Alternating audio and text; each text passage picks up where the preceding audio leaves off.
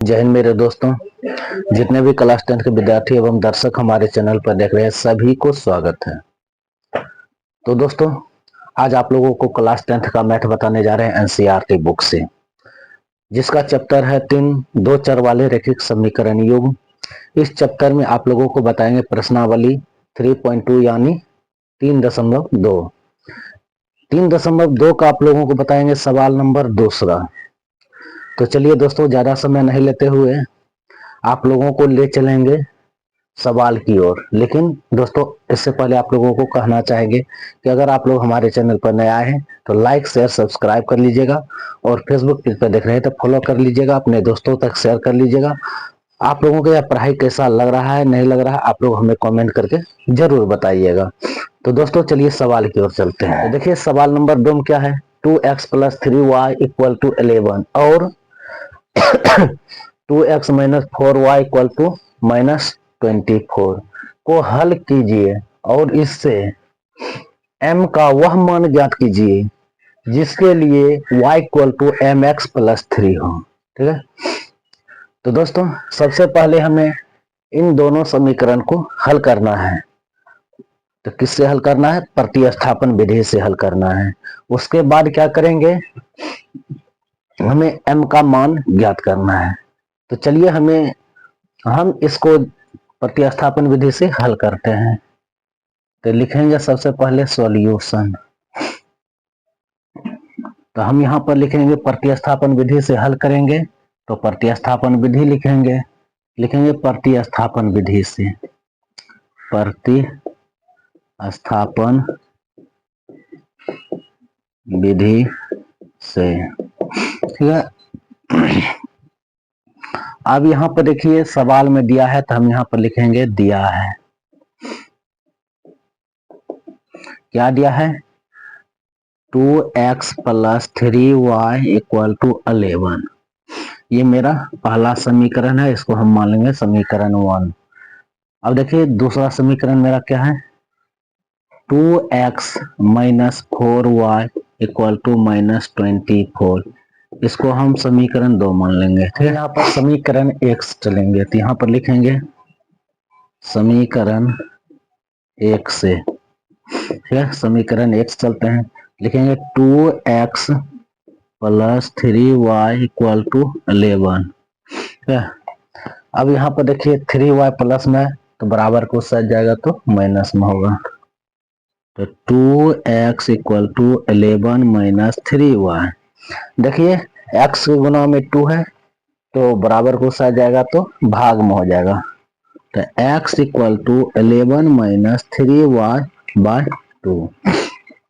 इसको हम समीकरण 3 मान लेंगे।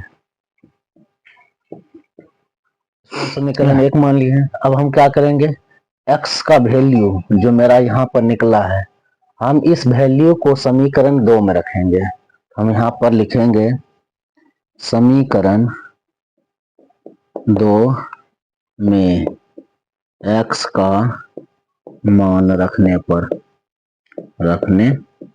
ठीक है, x का मान रखेंगे। समीकरण 2 मेरा क्या है, यहाँ पर देखिए 2x - 4y = -24। ये मेरा समीकरण दूसरा है।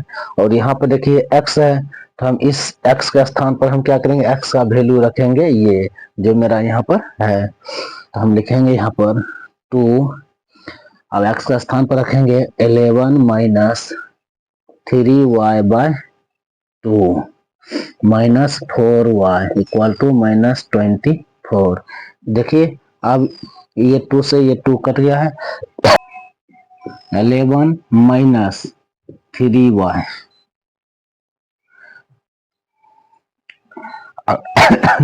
-4y = -24। यहाँ पर यह है।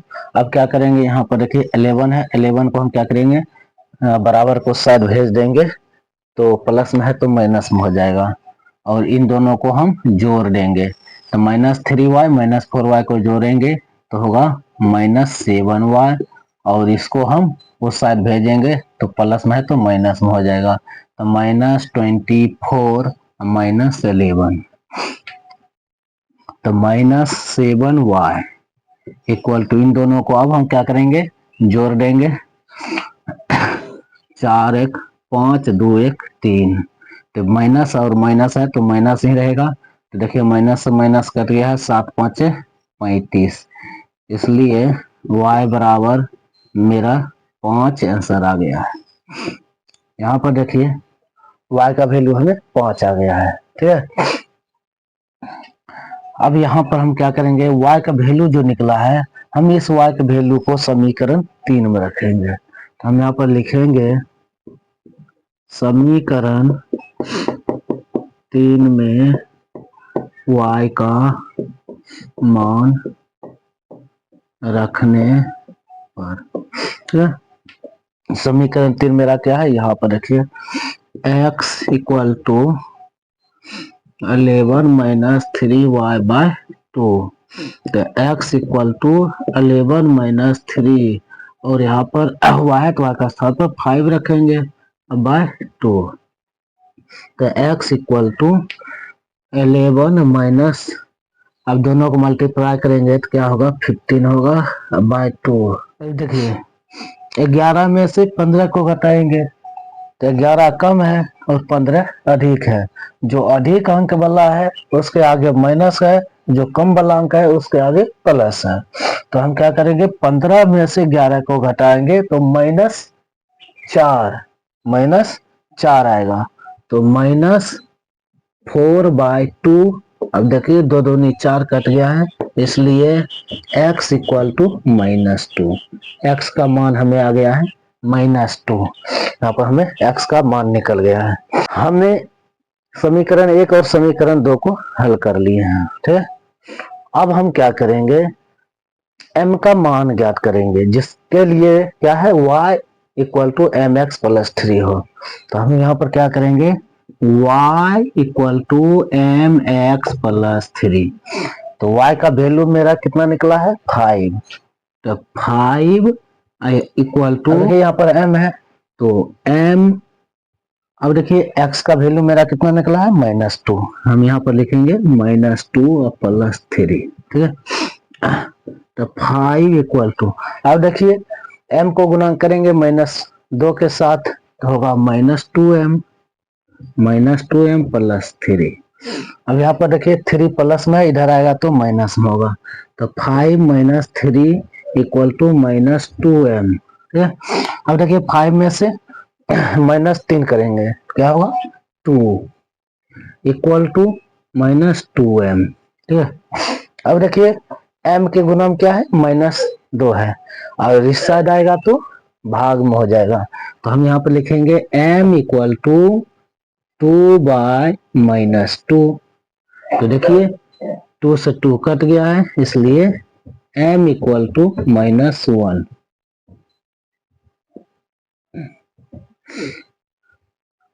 ये मेरा आंसर आ गया है।